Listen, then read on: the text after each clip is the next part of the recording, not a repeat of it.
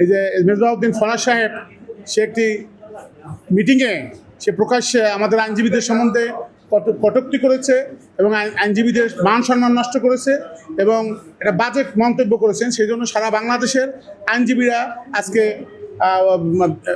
বিদ্রোহ দেখা দিয়েছে, তাদের মধ্যে ক্ষোভ দেখা দিয়েছে, তাদের মধ্যে মান সম্মানহীনতার একটা দেখা দিয়ে গেছে, মলিন দেখা দিয়ে গেছে।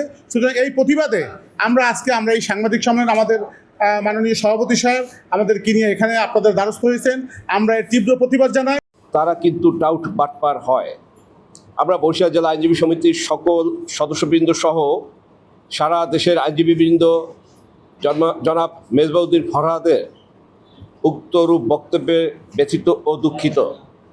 আমরা বরিশাল জেলা আইনজীবী সমিতির সদস্যবৃন্দ জনাব মেজবাউদ্দিন ফরহাদের বিজ্ঞ আইনজীবীদের নিয়ে উক্তরূপ কটূক্তির তীব্র নিন্দা জ্ঞাপন করছি ও উক্ত উক্তির প্রতিবাদ সহ তাহার বিরুদ্ধে সারা দেশব্যাপী আইনগত ব্যবস্থা গ্রহণের আহ্বান জানাচ্ছি এবং উল্লিখিত জনাব মেজবাউদ্দিন ফরহাদকে বরিশাল জেলা আইনজীবী সমিতির পক্ষ থেকে অবাঞ্ছিত ঘোষণা করা হইল এবং বরিশাল জেলা আইনজীবী সমিতির সকল আইনজীবী তাহার পক্ষে আইনি সহায়তা প্রদান না করার জন্য বিশেষভাবে অনুরোধ জানাচ্ছি।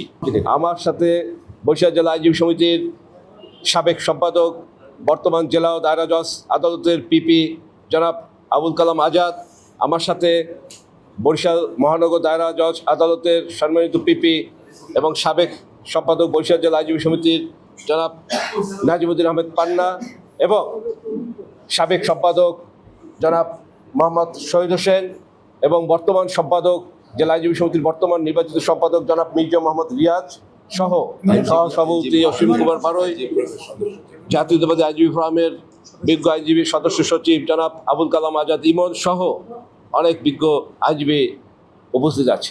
দলগত বিষয় না, এটা আইনজীবী পেশাগত বিষয়। আমাদের পেশাকে ধিক্কার জানানো হয়েছে, নিন্দা করে বক্তব্য দেওয়া হয়েছে, যা আমাদের মান সম্মানের হানি হয়েছে। এই সম্পর্কে আমরা আগামী রবিবারের মধ্যেই মামলা ফাইল করব।